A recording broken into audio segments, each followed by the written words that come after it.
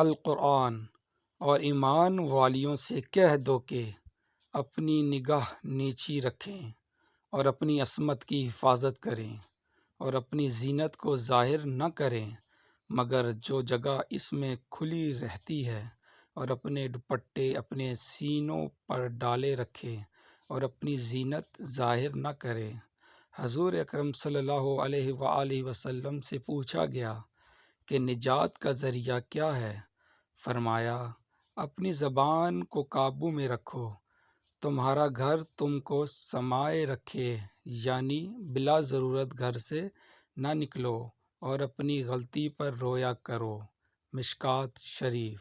حضرت علی رضی اللہ تعالیٰ عنہ نے فرمایا، تین انسان تین چیزوں سے محروم رہیں گے: غصے والا صحیح فیصلے سے، جھوٹا عزت سے، اور جلد باز کامیابی سے۔